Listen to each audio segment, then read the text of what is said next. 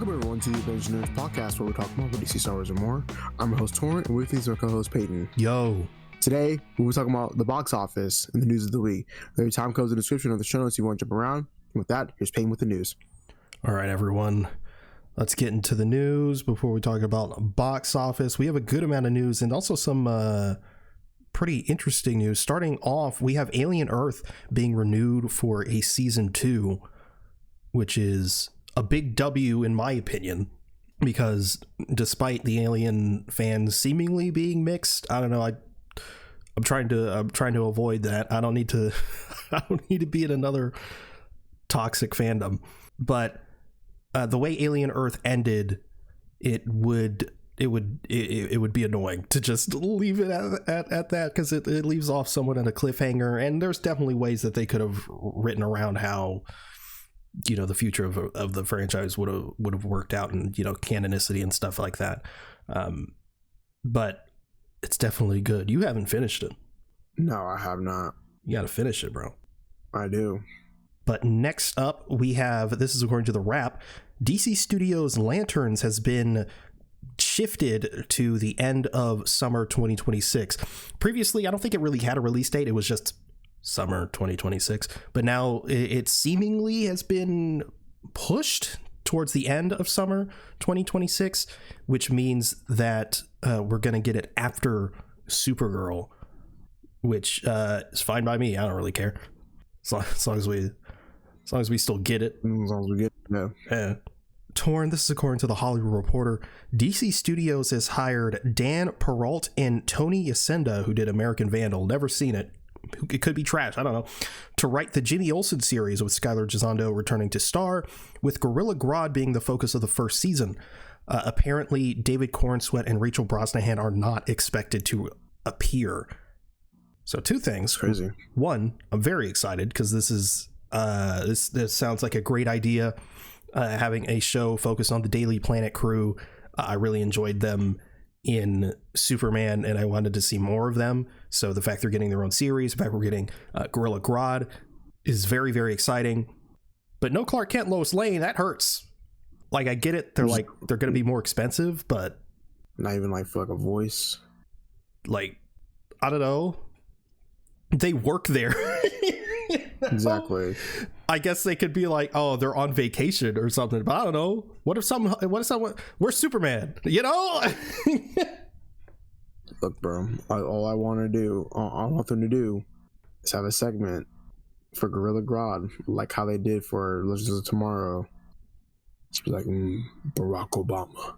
I agree. I want a scene where it's like Clark Kent is like, ah, shit, there's something going down. He's like, I gotta go. And they're like, the fuck are you, where are you going, Clark? And the Superman shows up. I want some classic shit, but I guess not.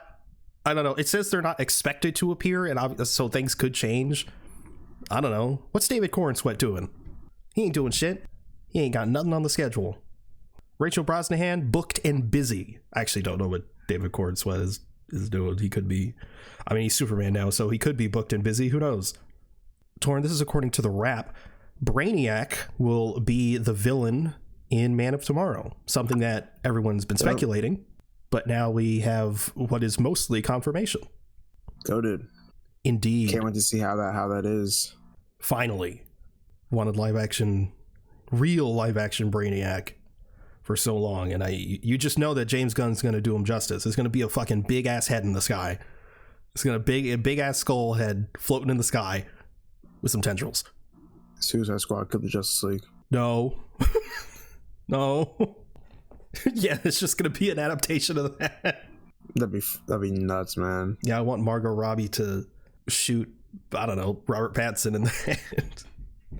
But turns out they were actually clones or whatever the fuck. God damn, what an embarrassment. What an embarrassment of a game. Torn, this is according to Deadline. This is very exciting for you. Marvel Studios is officially developing a follow-up to Werewolf by Night, with Michael Giacchino returning to direct. About time. About time, man. This shit means something to me, man. God, they need to start doing more special presentations. I don't know why they're not doing that. Like, low key, if they just had like a whole line of special presentations instead of like just TV shows, I would be down for that. Yeah, I really thought they were gonna just like continue to make them, but yeah, but they just haven't. I'm not sure. I don't know. It seemed like a no-brainer. Like originally we were going to get Nova as a special presentation, but then that got canceled and moved around. And it was going to be a show. Now it's going to be a movie or something. I don't know. Yeah, I don't know what they're doing, bro. But hey, more Werewolf by Night. They need to quit it and get back on the ball immediately. Torn, this is according to Deadline. Sadie Sink has been cast in Avengers: Secret Wars. Yeah, we already knew that from like months ago. No, we didn't. Yeah, we did. No, we did. We knew she was going to be in Spider-Man Brand New Day as someone. Yeah, we already knew that, bro. Everyone that's being casted in like any Marvel project is going to be in Secret Wars, bro. Trust. Even Firestar's gonna defeat Doctor Doom, bro, because we already know that she's playing Firestar. Even the leader? Is that his name? Yeah, the leader. Yeah, he's gonna be in Secret Wars too, bro. They're gonna split open his head and use his gamma radiation as a power source. Yay. What a fat fucking head he has, bro. No, he doesn't. He doesn't have a fat head. It's a fat head, bro. We wish he had a fat head. I know, but like I said, they're gonna split up in his brain and use gamma to give it to Hulk and make him stronger. That's just a Disney thing, bro. Torn, this is according to the Cosmic Circus. Marvel and Sony reportedly have plans for Marvin Jones III's Tombstone to appear in Tom Holland's new Spider-Man trilogy. He will make his debut in Spider-Man Brand New Day, which we've, of course, discussed before. And his role in the trilogy will be similar to his role in the Spectacular Spider-Man cartoon. Good. Great character, great actor. God. Do not let him see Miles, bro. Do not let him see Miles. I imagine in Brand New Day, he's just going to make a brief appearance. I doubt he's going to have a major role. But... you know, we've also seen, oh man, I'm so excited for Brand New Day. You know, rumors flying around that they filmed a action sequence in a prison where Spider-Man's like fighting a bunch of ninjas or some shit. Bro, the action's about to go fucking nuts. He's fighting a bunch of ninjas. Yeah.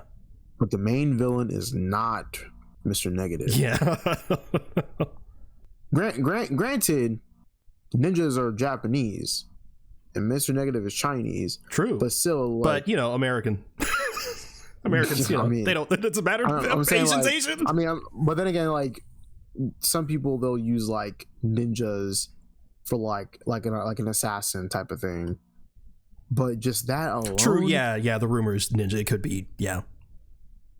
But it's not Mr. Nah, dude, nah, I don't believe that at all. It's got to be Mr. Negative. It's got to be. Even like the mood board was like very Asian centric from like a leak or something. Yeah, the villain is supposed to have like armored and stuff, and that's why some leakers were like, "Oh, it's Silver Samurai." Yeah, Silver Samurai, which that would be. Which makes no sense. Yeah, and then someone said that Viper or whatever the fuck her name is. I'm like, that's the Wolverine. What are we talking about here? What's happening? Crazy, bro. But that is the news of the week, which means it's time to move on to our topic, which is... What is it? Oh, yeah, box office. The box office. Yeah, we're going to talk about box office. People's obsession with it, you know, how things have changed, some box office numbers of our favorite films, and, you know, stuff like that. I definitely think, while the box office does matter, the box office, even just before... the pandemic, like, yeah, it's always like an indicative of how well a movie does, like financially, obviously, but a lot of the times something could be a box office flop and then end up being like a cult classic like years later. And yeah, I'm always hearing stuff, especially when it comes to just like mostly superhero movies, is like, oh yeah, like, man, like this movie needs to like break even in order for it to be good. And it's like I mean, I guess like I can see where people are coming from, but like I don't know, I don't have like an obsession over the box office, just because like movies in itself are just like a chance of like anything. Like making a movie is already hard enough, and then when you're putting it out there, like it is literally just like a matter of time of like when and like who are going to see, or you know, who, like when they're going to see it, right? Because there's some banger movies that have come out they're like they're really good, and they're just like flops, and then people just like, oh, well, like that movie's a flop or whatever. Like one of them being like Furiosa. Mm-hmm. But then again, also you gotta think like Furiosa, like it's all about like the audience as well, because like people fucked with like Mad Max Fury Road, right? But like that was also like at a time period of like, you know, we're getting like just bomb ass action movies. Yeah, like 2015, like just action movies were like, you know, just. I mean, like action movies are still a big thing. Yeah, obviously. but they're all samey. They're all like samey as well. And yeah, Mad Max and the year prior John Wick really reinvigorated the action genre and pioneered, you know, not just being like Jason Bourne, shaky cam, bunch of cuts. Yeah, and then on top of that, it's also just like we like live in a fucking world where, like, granted, if you like seeing this stuff, like more power to you, but I don't. But like we live in a fucking world where like people will like rather go see a goddamn live action Disney project than like something that's like original. Like Lilo and Stitch, like didn't that make like $1 billion? It made over $1 billion. It like, I think in its opening weekend outgrossed the original film. See, like that's insane. And then like we got like now we got a live action Moana coming out like next week or like this week, and the original isn't even like 10 years old yet. Nope. Just crazy.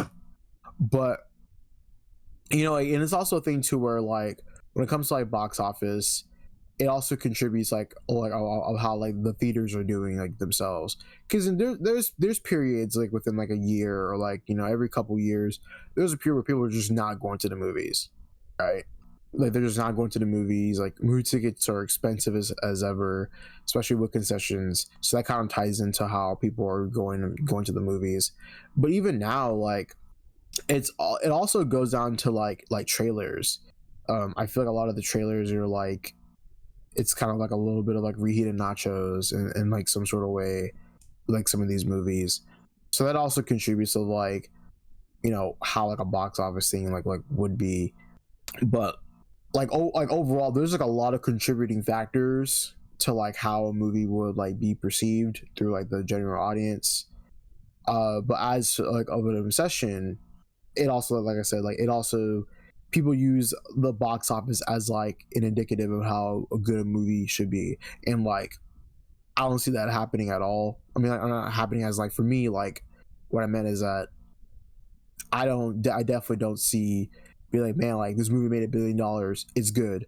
Like Venom made $1 billion, it's fucking shit. Like I don't like it. 800 million. 800 million. Okay, so it almost made $1 billion. Pretty close. Yeah, it's pretty close. It made like, yeah, like, you know, made it like $800 million. That doesn't mean a movie's good. Captain Marvel made $1 billion. But you want to know why it made $1 billion? Was because of like all the hate.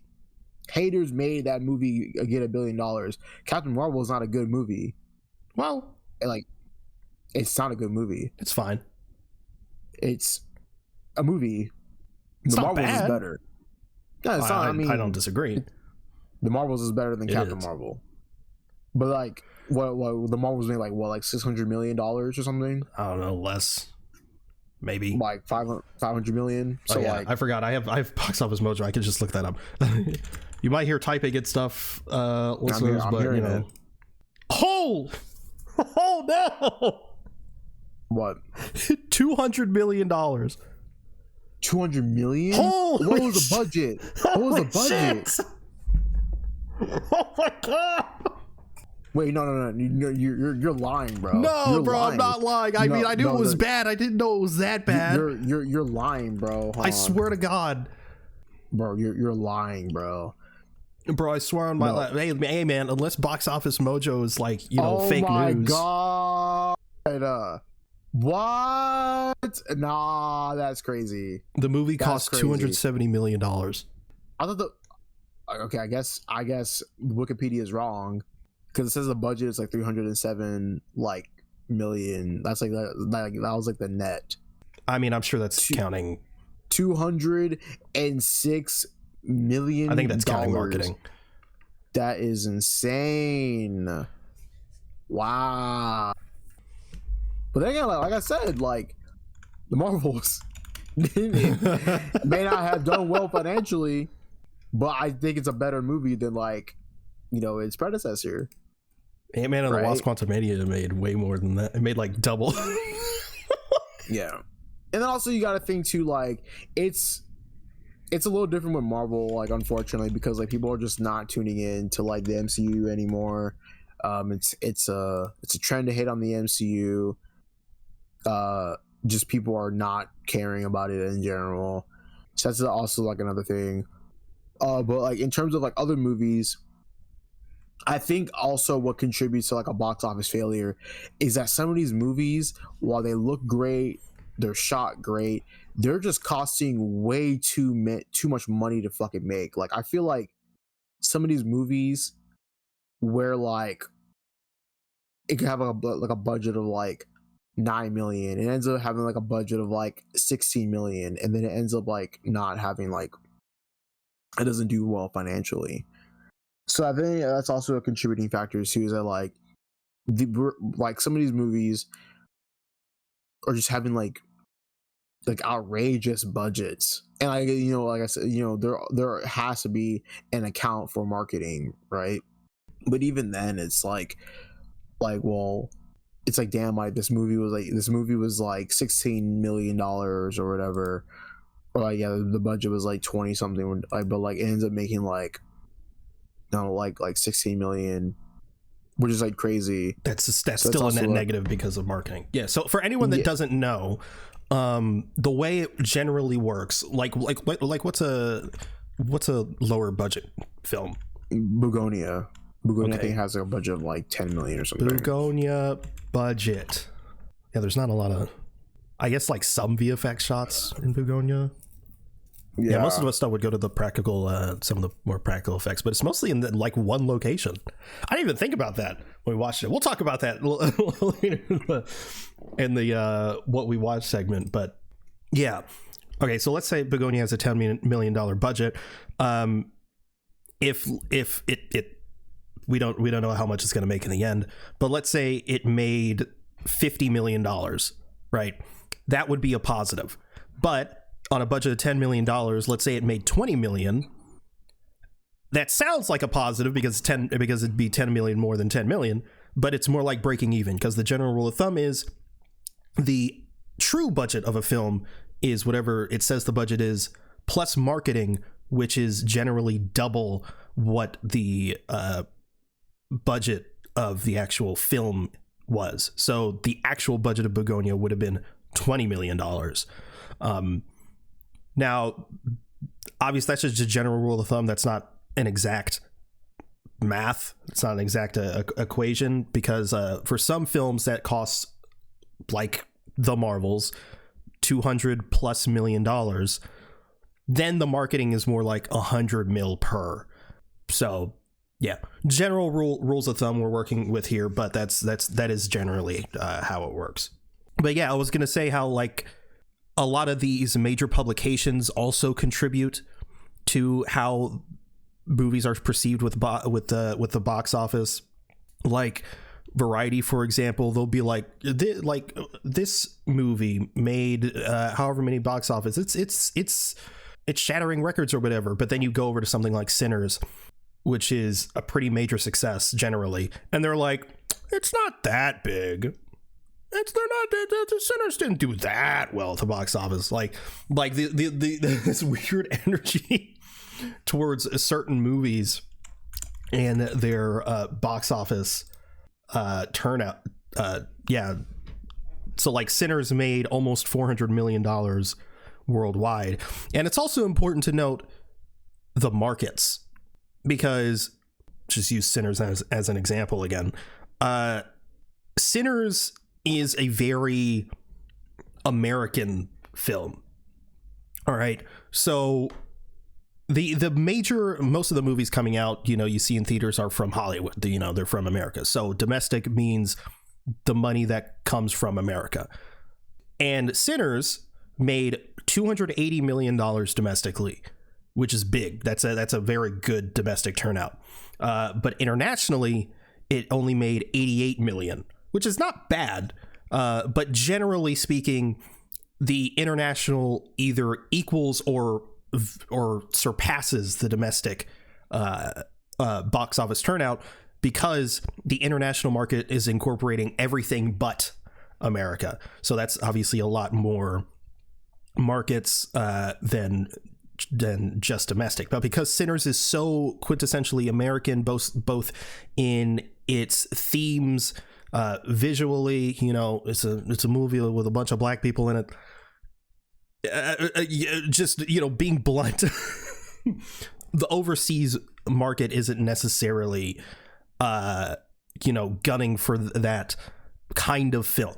So domestically, Sinners made a bunch more at the domestic box office than international. So for some publications and for some people, that looks bad, but you have to consider the context of what's going on. Not to mention, Sinners is a very big success. It had a $90 million budget. Based on what we were talking about before, double it, 180 million. It made 367 million worldwide. That's a success.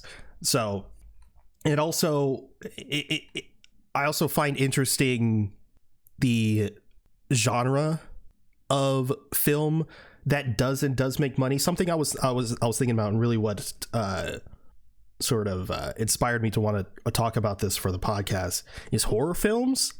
Horror films are fascinating to me, box office wise. Yeah, because also, like, as of like right now, like horror movies, they don't take like that much to make compared to like other things. And like we're in like, like horror as a genre has been big for like decades, but yeah, recently it's exploded.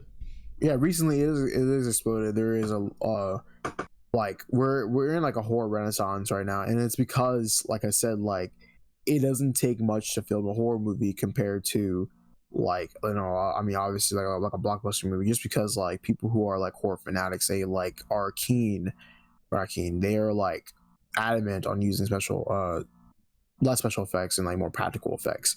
Like for example, like Good Boy, like recently, if you don't know what it is, it's a horror movie that's filmed in the perspective of like a dog. That had a budget of $70,000, made $800 million. Not 800, $8.5 million.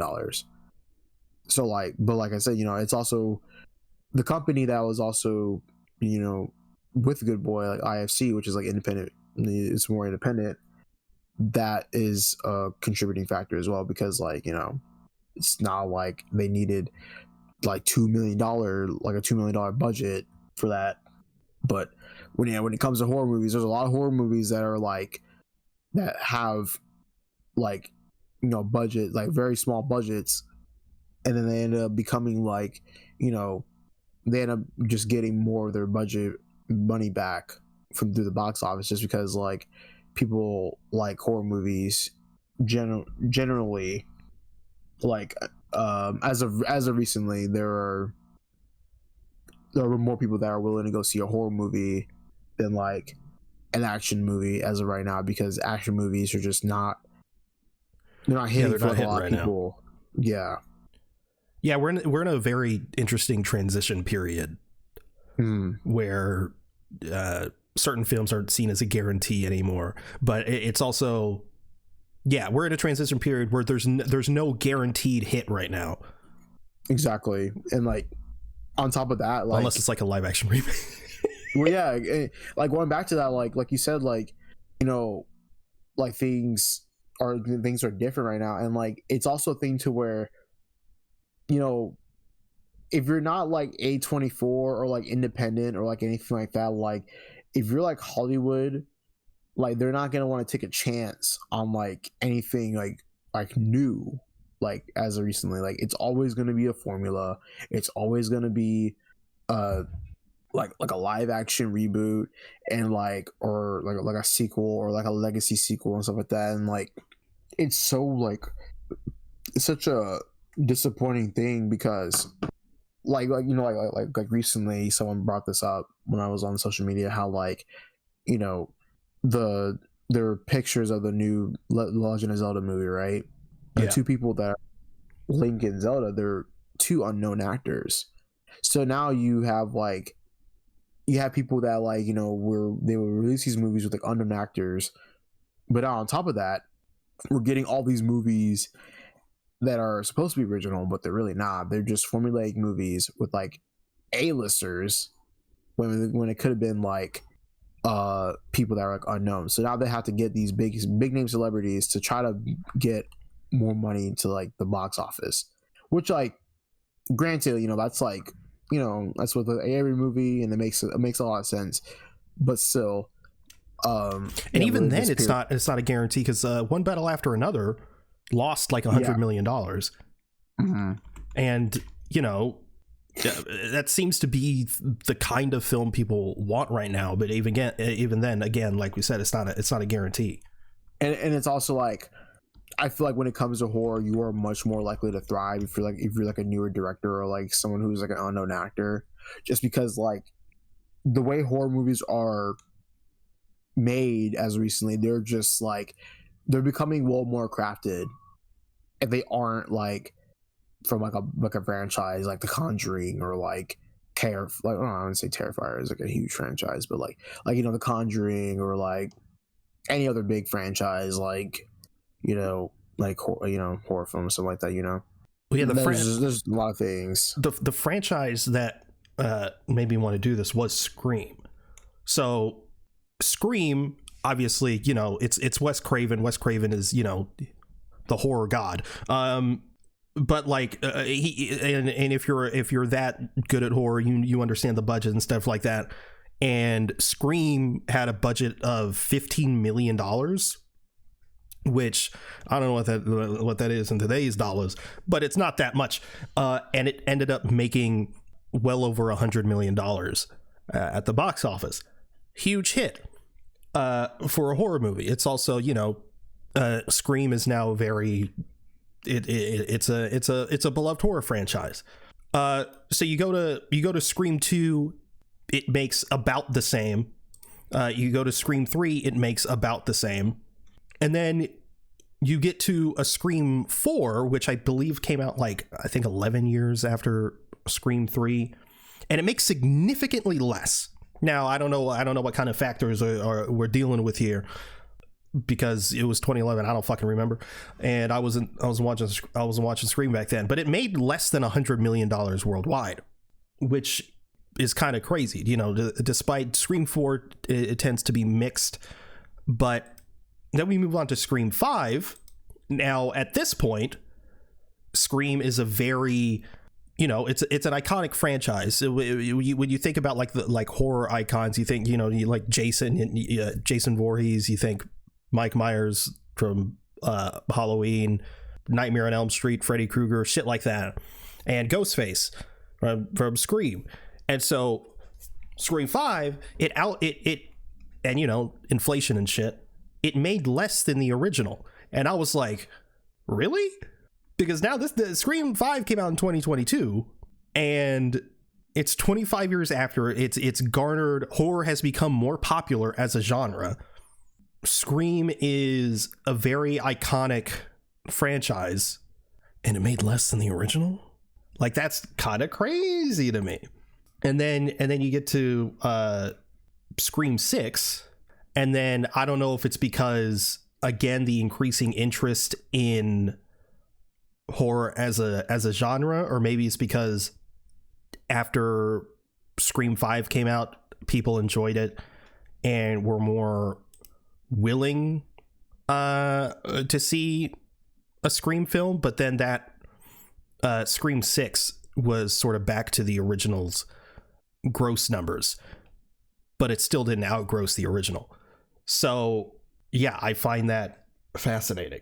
But and then like also like when it comes to like the obsession of the box office, it is mostly due to like, but anytime I see like somebody like obsessing over like the box office, it's usually like a Snyder cultist, and they've been doing it hella with like Superman, bro. It's like, oh man, like Superman was a flop, like 617 million. And then they always use like, oh, like, man, it still did more adjusted for inflation. It's like, bro, like, shut up. The movie's good. we like movies around here, okay? We don't make it a competition. Yeah, it's just really the problem herein lies that with the obsession with box office numbers, no one's thinking about the actual quality of the film. Yeah. Who cares how much it makes? The movie got made, and the important part is whether it's good or not. Now, I will say, from a business side, not from a viewership side, no one who's watching movies should give any kind of shit about the box office numbers. Like, no one should care unless you have like you're just, I don't know, curious. You're someone like us, and it's like, oh, how much did this make, or whatever. But if you're in the business of making films, the box office does have more of an impact now than it used to, because I think Matt Damon, said it, and it's just true just generally. Movies back then, if it had sort of a larger budget and it didn't make that much money at the box office, it always had a second chance to have a second life to gain a lot more income because of DVD sales. And obviously because of streaming, that's not a factor anymore. And yes, there has been a rise in the number of physical media sales as of recently, because more people are turning to physical media, but the likelihood is it's never going to reach the heights that it used to be back in the day before streaming. And DVD sales or VHS sales, however far back you want to go, was extremely important to the movie market, and now we don't have that. So now the success financially, the success of a film is almost solely dependent on the box office. Yes, I'm also glad that you brought up that quote. It kind of reminded me of like how now as of recently, we're getting a lot more re-releases in theaters for like movies who just, like in general. Like I know that like Sinners had a re-release. They brought back Avatar, and I think the Avengers Endgame, because they were having like a little box office battle. Like that second life also just comes around to whether or not like people just want to support this movie, support a movie like back at theaters. I know like a lot of I know like Wicked is coming back, and just a lot more movies are getting like re-releases, and it's also more so I'm seeing it through like the our local theaters. Like we're getting like re-releases, and that can also contribute or anything. But then again, like those are movies that just had already had their time, and they can get more money if they can towards the studio type of thing. But I'm saying like it kind of just reminded me of that quote, reminded me of that, how we're getting like a bunch of like re-releases and stuff. It's also good because there's some that, a lot of people just haven't been able to see them on the big screen, and that it adds a lot seeing it on the big screen. I think after COVID, I think once people finally started to go back into the theater, people I think realized, oh yeah, the theater experience is important. Because once the pandemic hit, it was like, do we need theaters anymore? We can just watch them at home and shit like that. And it's like, no, we just saw Tron Ares. There's no way Tron Ares would have hit nearly as hard. And it didn't even hit that hard. But, the music, like, compared from at home, and like, I got good speakers, but it ain't theater speakers. That music would not hit the same at all. But also, yeah, like, we said this before, but now it's just like back then, like when it came to like a movie failing at the box office, like I'm not saying, no movie, like no one should really feel like, oh man, like this movie failed, like, it's all good though, like, a failure, like, sometimes when a movie fails, it's like, damn, like it sucks, right? But like back then, it's like just no one thought about it. No one thinks about it, and it's always like, like what Matt Damon says, like DVD sales always give it like a second life. But even then, when it came to the nature of movies back then, like, studios were still willing to give it a chance, especially even like, the general audience.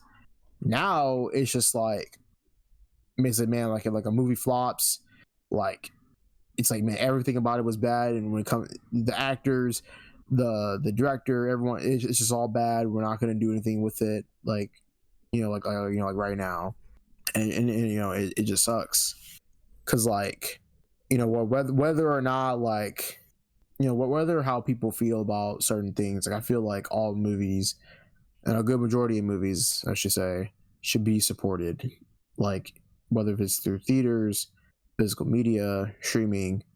I think it should all get support, because it's hard to make a movie. It's hard. It takes months and months of people's lives to craft something for people, and then it's like, this is something that I want to do, but I would like hate it if people were just like, you know what, I saw the trailer for this film, it looks so bad, I'm not gonna go see it, and then like my movie ends up flopping or some shit.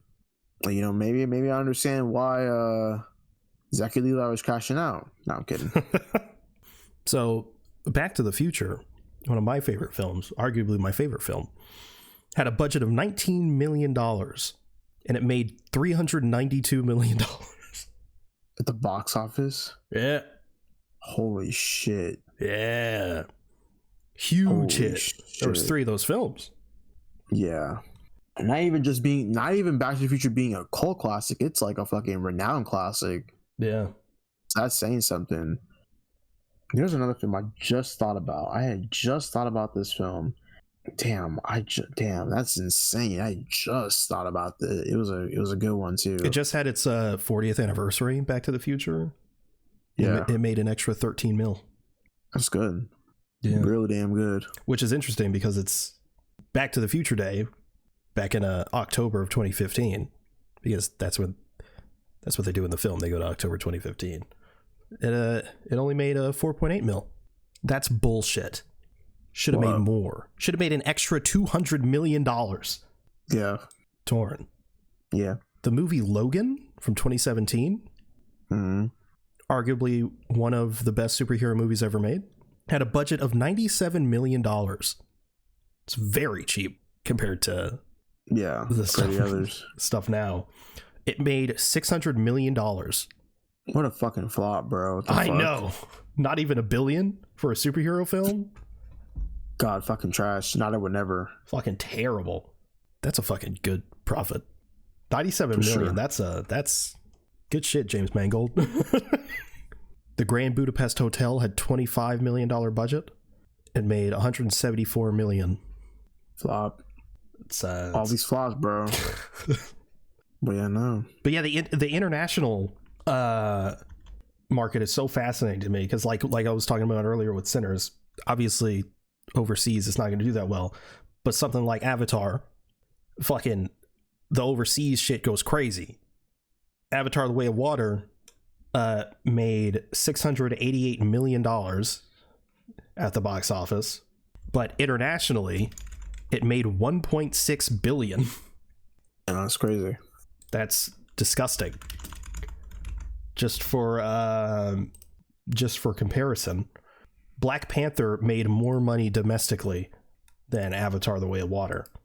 And Black Panther made less internationally than it did domestically, because, well, number one, Black Panther was a gigantic success domestically.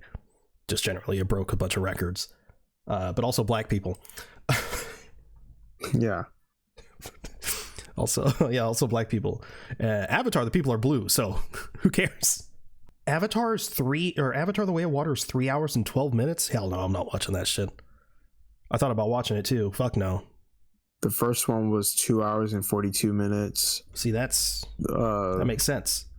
And then the Fire and Ash is 3 hours and 13 minutes. Avatar, Fire and Ash. The original Avatar had a budget of $237 million, which by today's standards, pretty cheap. Yeah.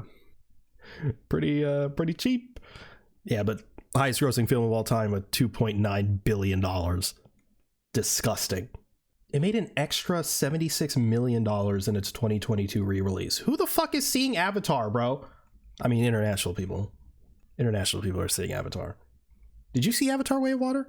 Nope. Yeah. I didn't think so. People suck. Is the moral of the story. People suck. Stop caring about the amount a movie makes. Do you like it? Do you like the movie? That's what matters. But if people don't like it, they're just gonna go on Letterboxd and talk about it. Oh, wow, this movie didn't make any money. It must suck. Torrin, did you watch anything this week? You did? Bugonia? Yes, we watched Bugonia.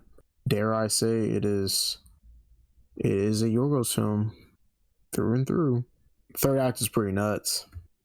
Yeah, the third act, I'm not gonna lie, after the first act, I was like, I don't know where this is going. I mean, I knew where it was going, but I didn't know where it was going.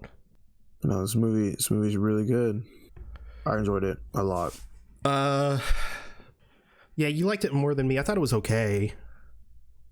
Yeah, you're dumb, bro. You know, not as good as Deadpool and Wolverine, in my opinion. Deadpool Wolverine is like a 3, bro. That's not what your letterbox says. You gave that shit a 4.5. Just like The Flash, you gave The Flash a 4.5. You're so lucky we're recording right now. You will never live that down. Begonia was fantastic, though, wasn't it? It was. Jesse Plemons is a good actor. Jesse Plemons is so goated. I want to do a separate podcast where we watch like an actor or director's filmography. Okay.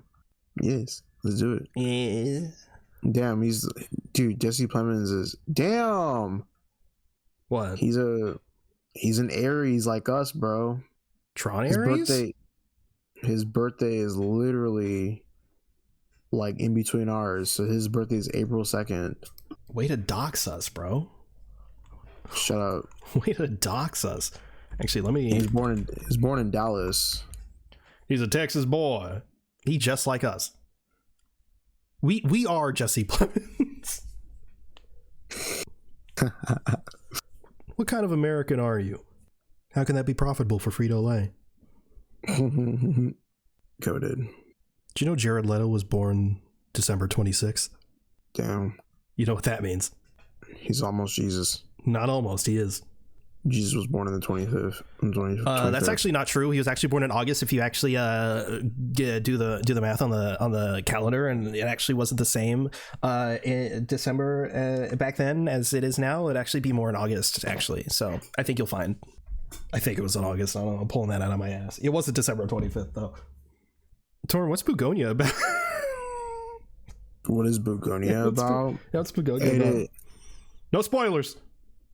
I don't give a fuck, man. If you haven't seen it, fuck bro, it you. just came out. I don't give a fuck. It just came out. Spoiling this shit. Anyways, Bugonia is about two men who are on the search for aliens known as Andromedans who feel like they're taking over the planet. However, things take a turn for the worse as the person they had kidnapped is a CEO of a company, and it's a high profile watch. Explain that horribly, but still. No, like Bugonia was really, really good. I really enjoyed it. I loved everything about it. I mean, as Yorgos is, I mean, if you don't know who like Yorgos Lanthimos is, he's a Greek filmmaker known for making absurdist films, and his films are just beautifully crafted. They have great cinematography, they have great color grading, and they also feature great actors and actresses. In this film, being Jesse Plemons and Emma Stone, he's worked with countless times. Emma Stone being the third as of right now, because But I also like this commentary of like conspiracy theories, echo chambers. Like there's also a commentary of like capitalism and like a little bit of classism as well. You just know people are going to get the wrong idea out of this movie. Yeah, no, it's like I said, like just like Poor Things. Going to this movie, like you would think, like it's one of those things where like you feel like you know what's happening, and it kind of like when you watch the movie, like you kind of like put the pieces together, but it's not like what anyone thinks it is. Like I said, it's Yorgos. Like he just makes very absurd films, and there's always a twist in his movies. Um, but in terms of like everyone's arc, I think it's such a it's so like well rounded. I like how, you know, there's displays of just like there's actual like authenticity in these roles, which I care to love with Yorgos's movies. There's a twist in the film where it's actually like two twists in the film, and I'm just like, bro, there's like no way that this shit's happening. And then the thing that happens, it happens, and I'm like, holy shit, like this is incredible. Yeah, based on the trailer, it's like I knew where it was gonna go, and it did go there, but the movie still did a good job of making it be like, are we gonna go there? Are we not? Yeah, it was funny. Like I saw an Instagram ad. I genuinely, I think it was like a page, possibly like, you know, made by whoever like Yorgos was part of, but it showed like Emma Stone, and it was like join the resistance, like hunt down like Andromedans or some shit. Oh yeah, I did see that. It was so funny. It was so funny. Did you you rated it on Letterboxd, right? Yeah, 4.5. Yeah, I got that little thing. You get the yeah, that was so cool. I told my mom about the entire film, and she was like, what is this movie? And I'm like, you have to watch it. I don't know if my mom would like it. I think she would. It's just like conceptually it's not a hard sell. Yeah. It's just whether or not Yorgos's style. And yeah, it's one thing because like when it comes to like out of the movies that I've seen with like Yorgos, like this is so fucking tame, bro. Yeah, it's extremely. It's like it is so tame that it's like you get little glimpses. Yeah, you get glimpses because it's super like it's like linear, like it's very like linear in this. But then like when it comes to like other films like Kinds of Kindness, which is like an anthology, it's like you don't know where that shit's gonna go because it's like that's the most absurd thing. Like that is like super duper absurd. And then like Poor the Things. Killing of a Secret Deer. Poor Things, it's like like it's like weird in a sense of like it's like, you know, obviously it's I wouldn't say like a satirization, but it takes like inspiration from Frankenstein, but it goes into a completely like, different direction because it just talks about like themes of like sexual and or like visually it's fucking wild. Yeah, visually it's like this very like gothic horror steampunk type of thing. But yeah, no, it's crazy. And then you also have like The Favorite. I haven't finished it unfortunately, but when watching it, it's like, you know, super duper like wide shots and like great depth, like great deep like color grading and stuff like that because it takes place in like you know, very like classical like England, like shit like that. But yeah, no, in terms of like, yeah, this is like super duper tame. So I think like when it's just one of those movies where it's like you just cannot explain it without having people just like watching it. But like I said, I liked Begonia. You gave it a 4, so you gave it like an 8. Yeah, 8. Yeah, I give it like an 8.5, so like a 9. It for a bit, it was teetering because I like again I didn't like I knew where it was gonna go. I was just worried about the execution. But like by the second act, I was like, okay, we're good. Everything's a-okay. But yeah, incredible performances all around. Jesse Plemons was terrific. Emma Stone was terrific. Bald and gross. I will say that there was oh dude. What? that shot, man. Oh. Oh my god. He did great. Yeah, what's his name? Let me see. What's his name, bro? I don't even know what that guy's name is. I feel so bad. He's got to be Greek of some kind. He looks Greek. He looks Greek. His name is Aiden Delbus. Yeah. Do you watch anything else? You did. Yeah, I watched Predator Badlands. Predator Shitlands. Shut up, bro. You're weird. Why are you hating on this so much? Because it makes you upset. Yeah, because you're throwing. You don't want to see it. I don't. Yeah, you're right. I don't. Yeah, which is weird. I don't think that's weird that I don't want to see a movie I'm not interested in.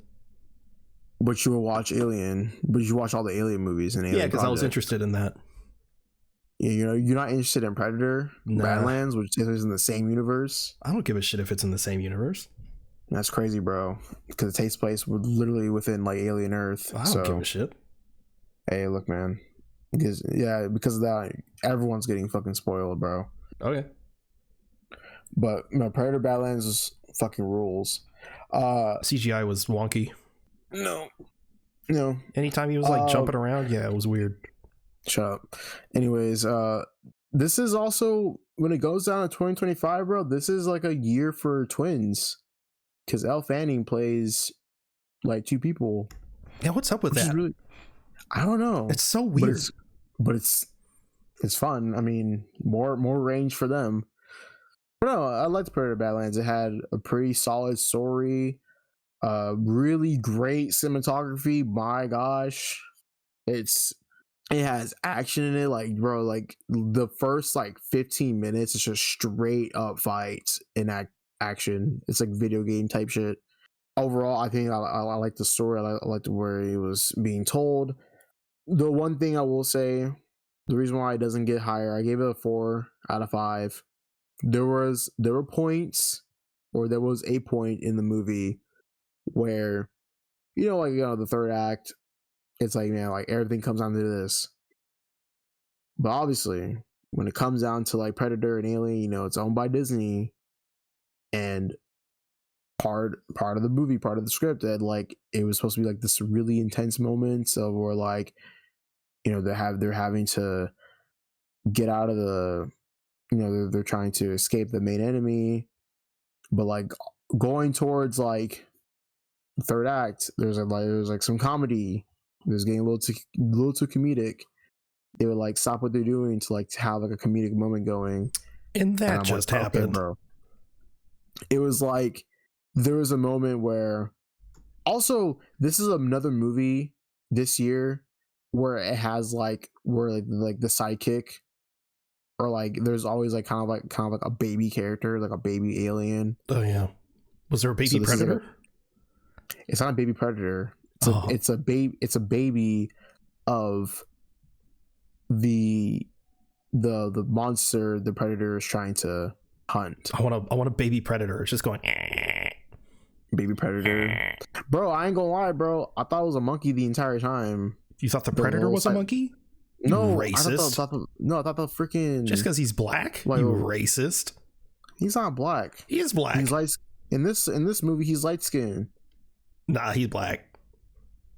Just because he has dreads, bro. All the predators are black. They are black. I'm saying this one's light skinned right now. You are racist. I'm not racist. But what makes him light skinned? Is it his energy? Does it look? Does this predator look like he listens to J. Cole? He was mogging.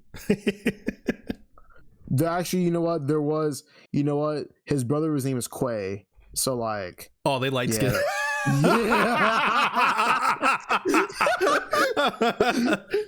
It's Quay, bro. But there's a part in the film where it would like there's an action that would happen, and then they cut to like they would have a comedic moment, and I'm like, oh man, like it's that Disney shit happening in this film, but then it rounds itself out, like it actually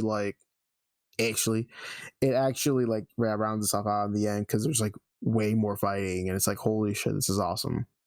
I know you're not a fan of this. You're not a fan of like, well, I mean, I will say the third act features like a monster fight, but I think it's cool though. Define, because really what I'm not a fan of is like two kaijus level. Yeah, I was gonna say it's like a machine versus like a monster. I don't care. I don't know. Yeah, it's Elle Fanning controlling, like it's funny because like it's paying homage to like Alien. Yeah, I heard that. Because like it's like the big yellow robot. Yeah. But hey, I think it's fucking cool because it's like, I don't know, I like monsters, so this one was cool. But like I said, I gave Predator Badlands a 4 out of 5. I really, really enjoyed it. I want to see it again, actually. Dan Trachtenberg he's becoming one of my favorite directors. He knows the Predator franchise so far. I mean, until I see Killer Killers, well, everyone seems to love Killer Killers. Mm-hmm. He seems to be 3 for 3 when it comes to the franchise. Bro, I'm worried I'm not going to be able to see Running Man. You're worried they're not going to be able to see Running Man? Yeah, before the year's up, because Wicked just came out. Wicked came out with my mother. You haven't seen the original? The original what? Wicked. Oh yeah, I'm gonna watch that. I'm gonna watch that today. Oh, okay. You're gonna hate it. Or I'm gonna hate Wicked. I hope so. I don't know. It's not like I don't know. I just want you to hate it, but not like I hope you have a bad time. I just hope you don't. I don't know, man. Oh yeah, dude. The SpongeBob movie's coming out, bro. I'm not watching that shit. But then the week after next is fucking FNAF 2. Yeah. So I'm like, fuck, bro, I don't know what I'm gonna fit Running Man. You got 4 more days. You got 4 more days to watch the Running Man. Until it's out of theaters? Yeah. Are you fucking kidding me? Well, like, I'm checking Palladium. Oh my god. I'm checking Casablanca. Or I'm gonna check Silverado for you. The Running Man. Yeah, I think it's going out on Monday, bro. For the Running Man, like for like all theaters, for Sensico's. Oh, this is bullshit. Back in my day, movies were just in theaters. Yeah, I remember. Yeah, for sure. Besides that, I've also been watching the new It show, Welcome to Derry, bro. No spiders yet? There's no spiders. No, there's no spiders. But there will be. I'll let you know if there's a spider. Well, I'm not seeing that shit regardless. Bro, watch it. I haven't seen the It movies. This one's a prequel, bro. Yeah, I know, but like, I don't care. Oh my gosh, bro. Get over your fear of horror, bro. What? It ain't that scary. I watched Scream. I watched Scream Alien. Scream is not horror. It ain't that scary, bro. If I was gonna watch an It movie, I'd watch It 2. Just for Bill Hader. Oh my god, bro. You're the type of person to watch Gen V before The Boys. Type of person to watch Avengers Endgame before Infinity War. And then complain that like nothing makes sense. The other god, man. I didn't get people are so stupid. But yeah, it Welcome to Derry is pretty good. I'm enjoying it so far. I've also been watching Pluribus. Pluribus is crazy. I gotta watch caught up. I've still only seen the first 2 episodes. Yeah, I gotta catch up as well. I still haven't finished Gen V. Oh, dude. I know. Why? Because you're watching it with your family, right? No, I'm just slacking. Oh my gosh. Wait, which episode do you remember being on? Bro, I still haven't finished I still haven't gone ahead of the first initial block of 3 episodes. I'm fucking. I'm slacking hard, man. Dude. Hey, trust, man. You'll get there. I will. Because I don't know when. I'll see it before the new season of The Boys. Yeah. And that comes out next year in the summer as well, right? I just know it's next year. I don't know when. Okay. Well, yeah, that's all I watched. All right. Well, is that the show? That is the show. All right, well, thank you everyone for listening to the Avengenerds podcast. If you want to follow us, we're at Avengenerds on Twitter. That's AVENGE Nerds. All one word. If you want to follow either one of us, you can reach me at @Zenith_ on Twitter or @Zenith on YouTube. Where can they reach you? At Touring Guy on Instagram. Incredible. We also have a Discord if you'd like to join the conversation there. This will be linked in the show notes. You can also check out our link tree for any additional links you may be interested in. You can also review the show on Apple Podcasts. If you leave 5 stars in a review, it would really help us out. Thanks again for listening to the Avengenerds podcast. We'll see you next time. Later.